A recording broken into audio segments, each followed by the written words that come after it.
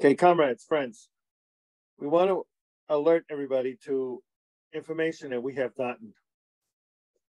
In 2013, December 10th, the Communist Party of Ukraine, the second biggest party in the country, the second one. The first party was the Party of Regions, REGIONS. They're the ones that won the election, the Party of Regions, and the person that they ran was same name, Viktor. I don't know if I see Viktor Yanukovych. So the second party, the Communist Party of the Ukraine, sent out a notice to the World Communist Movement that there was in the works a fascist coup going to happen in Kiev, the capital city.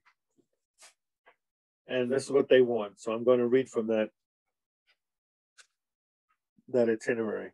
The Communist Party of Ukraine has issued an urgent call for solidarity, that means help, from the international workers' movement, warning that an attempted fascist coup was underway in the Ukraine, which had been a former Soviet republic.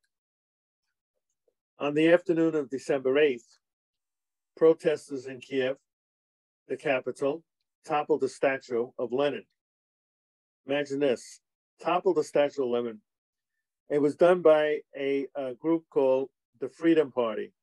They were followers of the right-wing anti-communist Ukrainian movement, the same ones that welcomed the German Nazis in 1941 when they marched into the Ukraine. These people put flowers on the way of the German soldiers. You could see where they were coming from. Number one traitor. It was called the Svoboda, S-V-O-B-O-D-A, Svoboda Party, the Freedom Party.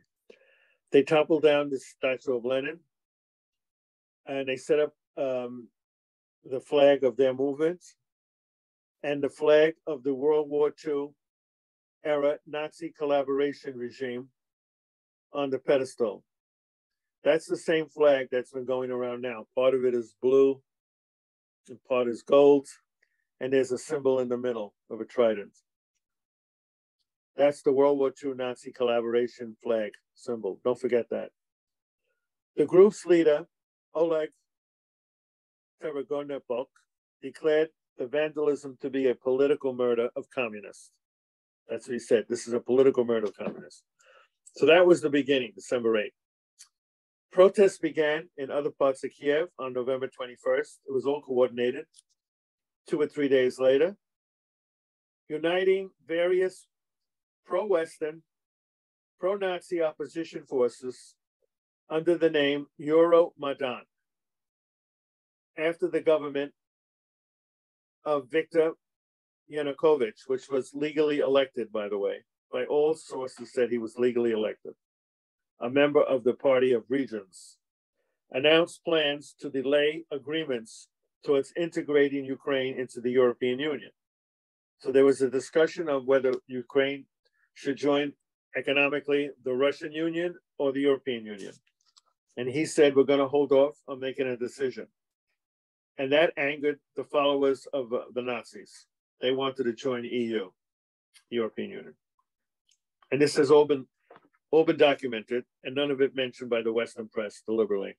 So the United States specifically and the European Union poured pressure on the Ukrainian government of Yanukovych, which was a bourgeois government. They put pressure on them to join the EU. And this was harsh terms for the International Monetary Fund loan, the IMF. That was a loan that the government took up, and everybody that gets involved with the IMF, they call in the loans and the government falls. That's what has been happening. That's been going back to Poland in 1980, by the way. Let's see. While the numbers have been exaggerated in Western media reports, the pro-imperialist protests have grown, and they have undertaken numerous provocations, including ramming government buildings, by the way, with a bulldozer and killing police. The Svoboda group plays a leading role in this. Party leader, I mentioned him before, Oleg, a member of the Ukrainian parliament, has built his political career on appeals to nationalism against Russia and anti-Jewish sentiment. Following the destruction of the Lenin monument that I just mentioned, another person, head of Foreign Affairs Department of the Communist Party, named Anatoly Sokoluk, he reported at 1900 Kiev time, crowds of opposition in the city center are saying that their next target will be the president of the Ukraine, Viktor Yanukovych himself. This is an uprising against the elected government. They are calling for the arrest of the Ukrainian government. The right wing is doing this.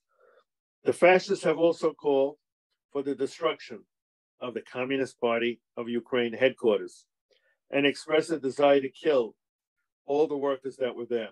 That is why the foreign office of the party and other comrades are going to defend their headquarters. So this started way back then. In Germany, a daily paper called Young Welt, which means Young World, reported in December 9th that the Ukrainian government had begun raids against organizations that were involved in the Euromaidan movement. That's Viktor Yanukovych's government. They now clamped down on these illegal hooligans who were destroying government property. It is unclear what impact these steps will have on quelling the U.S. European-backed forces. Well, we know what it did. Anti-war and solidarity activists in this country must be alert to respond to provocations by the West and by the fascists inside Ukraine.